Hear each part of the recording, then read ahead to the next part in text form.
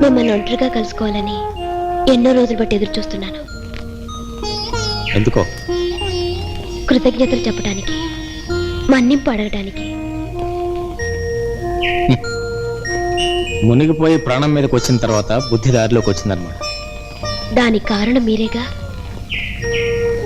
అవును, హఠాత్తుగా మా గీతతో కావాలని తెచ్చిపోయి స్నేహం చేస్తున్నావేంటి? దేవుడికి దగ్గర అవ్వాలంటే పూజారిని మంచి చేసుకోవాలిగా. ఇంతకీ నాలో వచ్చిన మార్పుని గమనించారా? నాకు ఇష్టం లేని వ్యక్తుల్లో వచ్చే మార్పులు గమనించే అలవాటు నాకు లేదు. నేను మీకు అక్కర్లేకపోవచ్చు, కానీ నాకు మీరు కావాలి. నువ్వు కావాలని కోరుకున్న ప్రతిదాన్ని ఎంత డబ్బున్నా సొంతం చేసుకోలేదు. ఇప్పుడు మీ ముందున్నది డబ్బు, ఆస్తి, అహంకారం ఉన్న స్వప్న కాదు. మనసు, మమత, ప్రేమకు అర్థం తెలుసుకున్న స్వప్న. పూర్తిగా మారిపోయిన స్వప్న. చూడు, నువ్వు మారినంత మాత్రాన్ని నేను మనస్పడతాను అనుకో. బంగారు పంజరంలో పెరిగిన కోయిల భవంతులోనే కూయాలి. అది ఆ పంజరం నుంచి బయటపడి మామూలు ఇళ్లలోకి వస్తే దాని గొంతు మోగపోతుంది. గుర్తించు.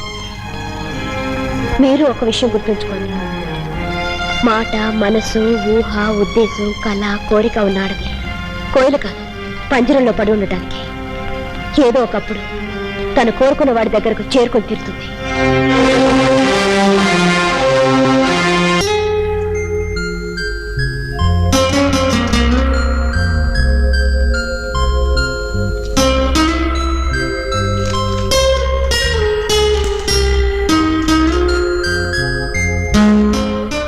అన్నయ్య, నీకు లెటర్ వచ్చింది. నాక? ఎవరు రాసి ఉంటారమ్మా?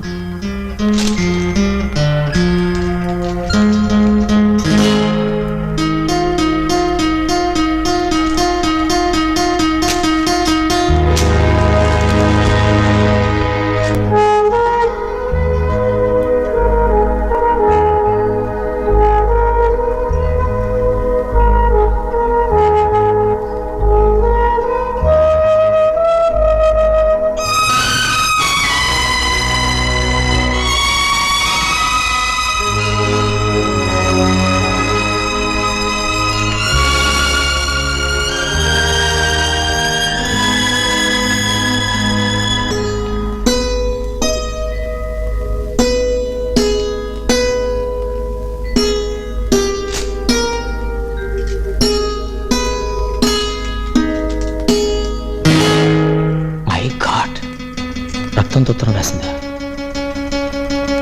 ఏ రానా, రేపు ఉదయం 10 గంటలకు మా ఇంటి దగ్గరలో ఉన్న పార్కులో మీకోసం ఎదురు చూస్తూ ఉంటాను. వచ్చి మీరు నా ప్రేమను అంగీకరించకపోతే ఆత్మహత్య చేసుకుంటాను. ఇంట్లో ప్రేమతో మీ స్వప్న. రక్తంతో ఉత్తరం రాయాల్సిన అవసరం వచ్చింది? నీకేమైనా మతిపోయిందా? కోరుకున్న మనిషి చేరు కానప్పుడు మతిపోవచ్చు, ప్రాణాలు పోవచ్చు. ఆల్రెడీ నా నిర్ణయం చెప్పాను కదా, ఎందుకులా వేధిస్తావు? నా నిర్ణయం ఈరోజు చెప్తున్నాను. ఇదిగో ఈ సీసాలో ఉంది విషయం. మీరు నాకు లేనప్పుడు ఈ లోకంలో నేను ఉండాలనుకోవటం లేదు. స్వప్న, ఒకరి కోసం మరొకరు ప్రాణాలు తీసుకోవడం తెలియ తక్కువ. It's nonsense.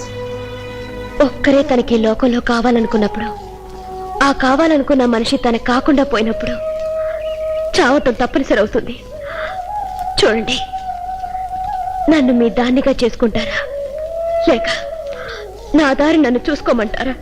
బలవంతం చేసి ఎలాగైనా ఒప్పించాలని చూస్తున్నావా? కాదు, ప్రేమ కోసం ప్రాణాలు ఇస్తానని తెలియచేస్తూ ఒప్పుకోమంటున్నాను. జీవితం చాలా విలువైంది, దాన్ని ప్రేమ కోసం వదులుకుంటావా? ఫలించని ప్రేమతో గడపవలసిన జీవితం చాలా విషాదమైనది. దాన్ని వదులుకోవడం మంచిది. చెప్పాను, నేను నీ మీదే నా చావు బ్రతుకు ఆధారపడి ఉంది. నన్ను నీ బ్రతుకుతో పంచుకుంటావా, లేక నా బ్రతుకుని ఈ క్షణంలోనే తుంచుకోమంటావా? అని నన్ను బెదిరిస్తున్నావే, కానీ నీకు ప్రాణం అంటే తీపని, దాన్ని తేలిగ్గా తెంచుకోలేవని నాకు తెలుసు. I'm sorry. ఆనంద్,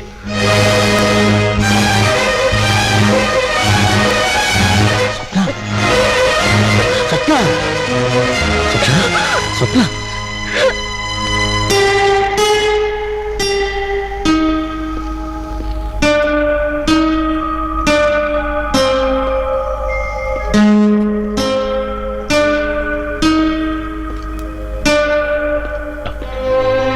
ఆలస్యం చేయకుండా తీసుకురావడం వల్ల ప్రమాదం తప్పింది.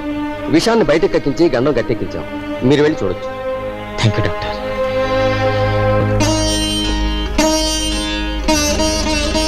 స్వప్న, Swapna, Anand, I'm sorry, I'm very sorry. ప్రేమ కోసం ప్రాణాలు త్యాగం చేస్తారని విన్నాను, చదివాను. కానీ నా కళ్ళారా నేను చూశాను. నా కోసం ఇంత త్యాగం చేసే మనిషి నా జీవితంలో ప్రవేశిస్తుందని నేను కల్లో కూడా అనుకోలేదు. ఇప్పటికైనా నా ప్రేమ గురించి అర్థం చేసుకున్నారనుకుంటాను. Yes, very much. స్వప్న, ప్రేమ అనే పదానికి నిర్వచనం అంటూ ఉంటే అది నువ్వే.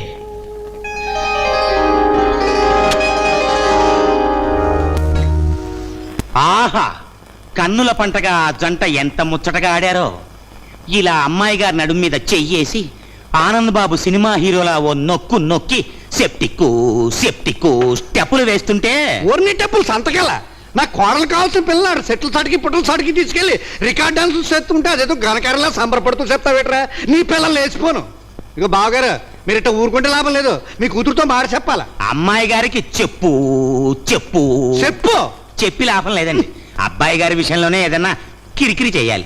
ఏ పావుని ఎప్పుడు ఎక్కడ ఎలా కొట్టాలో బాబురావుకి బాగా తెలుసు. నాకు బద్ధశత్రువైన రంగారావు కొడుకు నా కూతురుతో ఆటలు పాటలు చూస్తూ ఉండండి. వాడి ఆటలు నేను కట్టిస్తాను. ఎస్, అవునండి, నేను రంగారావునే మాట్లాడుతున్నాను. ఎవరు? ఏమిటి ఏమిటి బాబు నువ్వు మాట్లాడేది? No no no no no no no, ఇది చాలా అన్యాయం బాబు. హలో హలో, ఏమన్నా, ఏం జరిగింది? ఏం జరిగింది నాన్నగారు? ఎవరండి ఫోన్ చేసింది?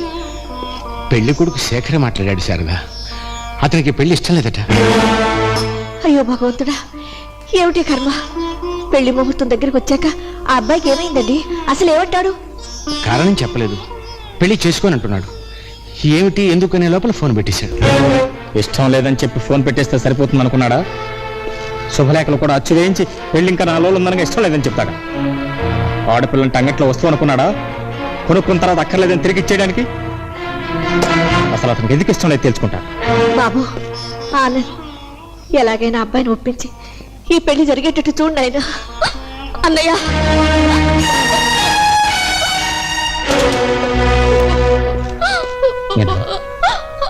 అన్నయ్య, ఊరుకో. అతను కాదంటే నేను చచ్చిపోతానన్నయ్య, చచ్చిపోతాను. అదేం మాట్లాడమ్మా.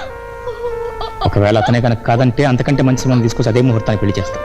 లేదన్నయ్య, నాకు ఆ అదృష్టం లేదు. జరిగితే పెళ్లి అతనితోనే జరగాలి, లేకపోతే చచ్చిపోతానన్నయ్య. మీనా, అవునన్నయ్య, కారణం ఏమిటో తెలుసా? నేను అతని బిడ్డకు తల్లిని కాబోతున్నాను. మీనా, మనకు నిశ్చితార్థం జరిగిపోయింది. మనిద్దరం ఆలుమగలం అయినట్టే. నిన్ను నన్ను ఎవ్వరూ విడదీయలేరని అతను చెప్పిన మాటలకు చేసిన భాషలకు లొంగిపోయాను.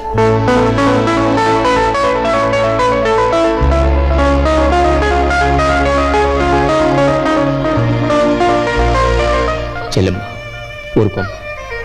తొందరపట్టు నీ తప్పైనా ఈ సమస్య మాత్రం నీ చావు పరిష్కారం కాదు.